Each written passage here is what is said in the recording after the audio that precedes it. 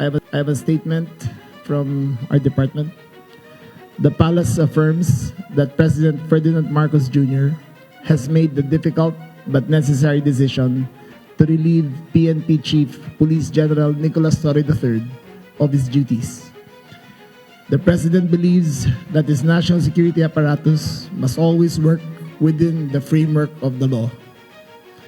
With the recent developments, the President was presented with the facts, and he determined that the best course of action is to uphold the role of NAPOCOM as it was intended by law. As part of this resolution, the President decided to relieve Police General Torre. This was not an easy choice, but it was made in the national interest. The President is committed to ensuring a unified direction and collaboration across all areas in his cabinet, particularly those responsible for delivering security, peace, and order. The President expresses his thanks and gratitude to Police General Torre, as his brief tenure brought new life and energy into the PNP. Nevertheless, the mission must continue. The Filipinos must be safe. To this end, the President has directed the incoming PNP Chief, General Nartates, together with the Secretary of the Interior Local Government, to present within 1 month a comprehensive citizen security strategy focused on increasing police presence throughout the country and ensuring that every Filipino feels secure in their communities. That's all. Thank you very much. Thank you so much, Secretary. So we will now start with the questions. I remind everyone to only ask 2 questions each so that it can be orderly po. So first, here is Miss Leia Ilagan from UNTV. Thank you. Good morning. Good morning. SIL. Good morning, sir. Sir, can you enlighten us kung ano yung ibig sabihin ng difficult but necessary? The President is very fond of General Torre. In his brief tenure as chief and even before that as CIDG, the President and General Torre have had a wonderful and productive relationship. However, there comes a crossroads in a President's decision-making that he has to make the tough but necessary decisions to push his agenda forward. Sir, itatanong ko yung tanong din ng marami. Ano yung reason bakit inalis po si General Torre? Precisely because we are a country of laws and not of men, that the institutions must be larger than the people who run it. And in this case, the President saw it necessary that the institution of the PNP and the NAPOCOM be upheld as according to the spirit of the law as it was created. Sir, may connection ba ito doon sa... Ito na yan. Follow up na lang, sir. Okay. Last na, sorry. Sir, para lang mabuo yung storya.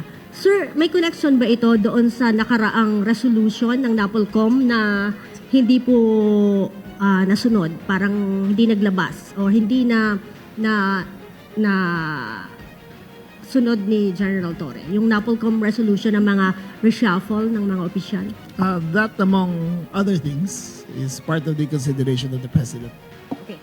Thank you, Miss Leia. Thank you, sir. Third, Ann Malonzo from Sunstar.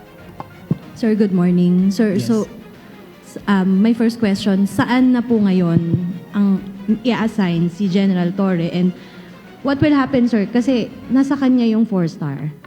Yes, that issue, General Torre has been informed of his relief.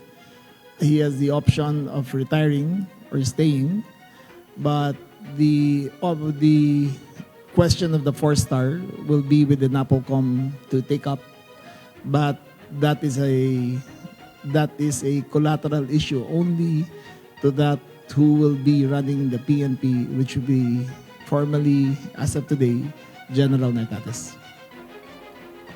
Any words, nag-usap na po kayo ni General Torre about this matter, sir? I have tried to get in touch with him. I made 5 phone calls last night. I think he was in a dinner, but he was duly informed, properly informed of the decision of the President. Okay. Ma'am, last, hindi kayo sinagot, sir? Hindi kayo sinagot ni General Torre? we have our own forms of communication, and he did acknowledge. Thank you, Mr. Mark Makalalad of DZBB. Ay, Secretary, good morning. Obviously, yung pag-relieve kay Chief PNP, unpopular decision, dahil nagkaroon ng conflict previously sa resolution ng NAPOLCOM and PNP. Hindi pa napatupad yung order. So, how do you intend to manage the public's perception na yung leadership ng PNP ngayon is stable sa kabila ng pagpapalit ng leadership Is stable? stable, And yes. wala po itong bahid ng politika. That is precisely why we are doing this, because we want to take politics out of the equation. When you have issues arising, you must resolve it according to the rules of the institution, and that's what we are doing. This is not a popularity contest. This is a question of maintaining the integrity of the institution. Sir, binalikan ko yung resolution ng NAPOLCOM 2025-0531 adopted last August 14 states that non-compliance with the requirements herein prescribed shall subject accountable officers to administrative sanctions. So, itong pag-relieve kay General Torre, parte ng sanctions dahil hindi sa pagsunod doon sa NAPOLCOM resolution. There is no sanction. The NAPOLCOM has not taken any sanctions as a body, nor has it been discussed, nor has it been filed.